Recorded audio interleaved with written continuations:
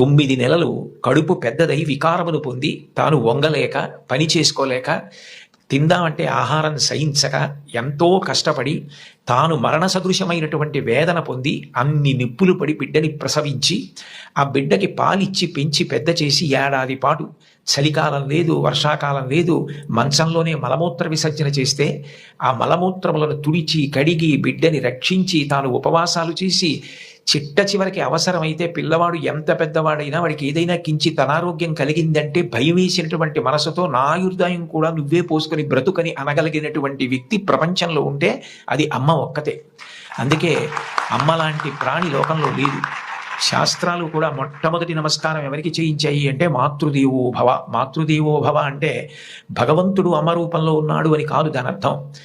అమ్మయే భగవంతుడై ఉన్నది. భగవతి అమ్మ, అమ్మ భగవంతుడు రెండు కాదు. ఎందుకనంటే ప్రాణం పోయేటప్పుడు కూడా ఎక్కడ కొడుక్కి ఇబ్బంది కలుగుతుందోనని కొడుక్కి ఇబ్బంది కలగకుండా వాడికి ఏ విధమైనటువంటి క్లేశము పొందకుండా తాను వెళ్ళిపోవాలని తల్లి కోరుకుంటుంది.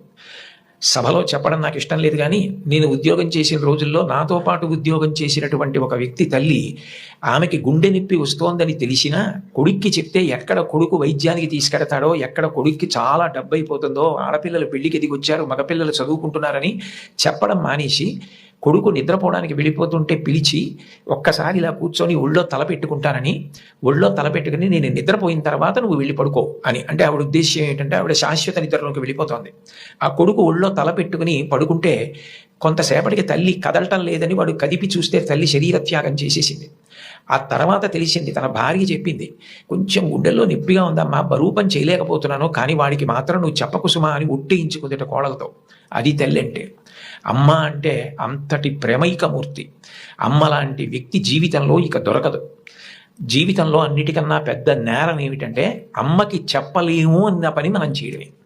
ఏ పని మనం చేస్తామో అది అమ్మకి చెప్పగలగాలి. మీరు ఏ పని చెయ్యండి, ఇది అమ్మకి నేను చెప్పలేను అన్న పని మీరు జీవితంలో ఎప్పుడూ చేయకూడదు. భగవంతుడెంతో అమ్మ అంతే. మీరు మహాత్ములైన వారి ఎవరి జీవిత చరిత్ర పరిశీలించండి, అమ్మకి నమస్కారం చెయ్యకుండా అమ్మ గొప్పతనం చెప్పకుండా లేరు. ఈ రాష్ట్రానికి ముఖ్యమంత్రి చేసినటువంటి ప్రాతస్మరణీయులు టంగుటూరి ప్రకాశం పంతులు గారు తన జీవిత చరిత్రలో వ్రాసుకున్నారు. తాను మిడిల్ స్కూల్లో ప్రవేశించినప్పుడు 3 రూపాయలు జీతం కట్టలేకపోతే 25 మైళ్ళ దూరం నడిచి వెళ్ళి వాళ్ళ బావగారిని అప్పు అడిగితే ఆయన దగ్గర కూడా డబ్బు లేకపోతే మళ్ళీ 25 మైళ్ళు వెనక్కి తిరిగి వచ్చి, అమ్మ అప్పు దొరకలేదు, బావగారికి దగ్గర కూడా లేవుట, నేను చదువు మానేస్తానంటే అప్పటికి ఆ తల్లికి ఉన్నది ఒకే ఒక్క పట్టు చీర. ఆ పట్టు చీర పట్టుకెళ్ళి ఆ రాత్రికి రాత్రి తాకట్టు పెట్టి ఆవిడ ఆ డబ్బు పెట్టి పట్టుకొచ్చి చదివిస్తే